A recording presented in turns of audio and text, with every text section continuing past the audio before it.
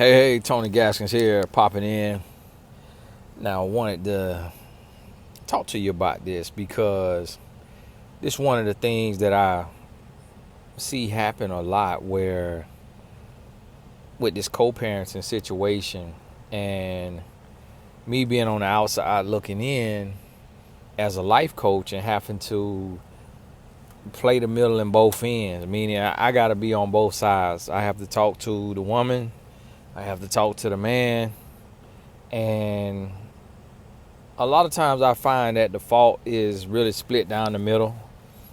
I notice a lot of times vindictive women who, they've moved on and they just don't want to have no parts of the man, don't want to deal with the man at all. The man cheated on them or worse, and just don't want to deal with him. And in order for him to see his child, she have to deal with him.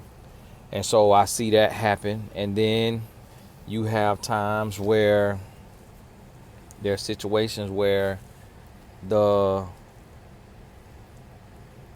forgive me. Let me see.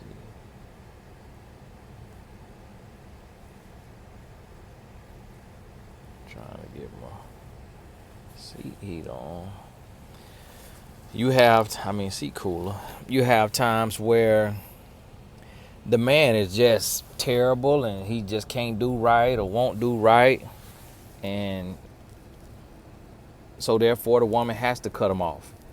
Now, I want to help you understand from my perspective, and the way that I teach on this thing is when you break up,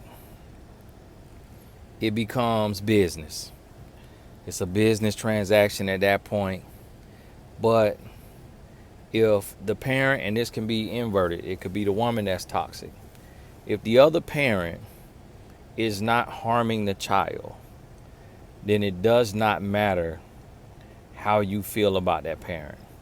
So if that parent isn't a detriment to the child, then it doesn't matter what the parent did to you and what y'all have going on, because at this point, it's about the child. And if you ever become a life coach, you get to see how so many adults who did not have both parents in their life struggle. And a lot of people who were raised by a single parent are stronger than people who were raised by two parents. But when those individuals have that struggle, when the struggle is there, it's bad. Y'all gotta forget the AC blowing because the sun's shining. When the struggle is bad, it is bad.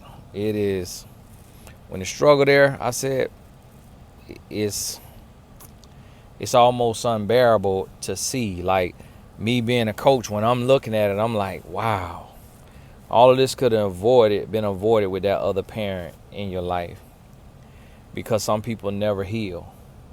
And what you got to realize is some people can become a detriment to themselves. Some people can become a detriment to society. Ironically, some of the serial killers and people like that had two parents, but a lot of them at the same time had a very toxic, horrible upbringing. And so you have to be very careful when you decide to shield your person, when you decide that you're going to shield your, whoever it may be, your ex, your child's mother or father, from them, you got to understand that you may be sentencing your child to a lifetime of pain that he or she may not understand. And what you have to realize as an adult is that I was talking to a guy the other day, and he was like, man, I wasn't always perfect.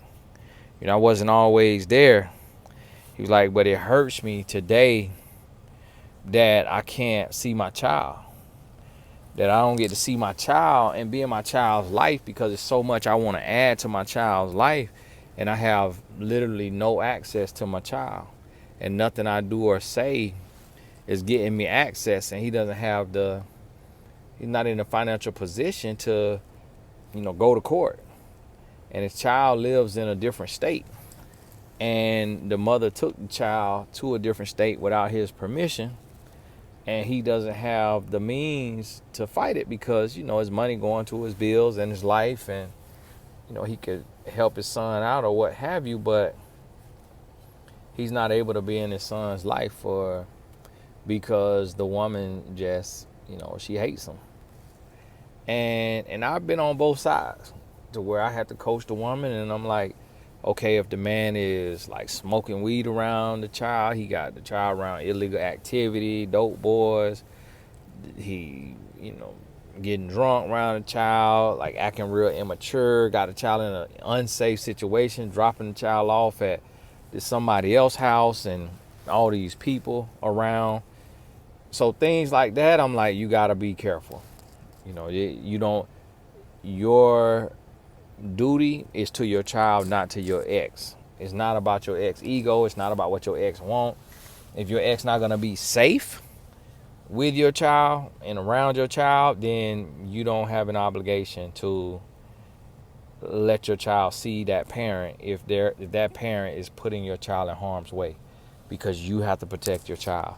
And everything, all the harm that could be brought towards your child, you have to document that so that when you go to court, you can show that. So this is something I want you to think about, because this is very real and it's affecting society in a very great way when parents can't learn to co-parent.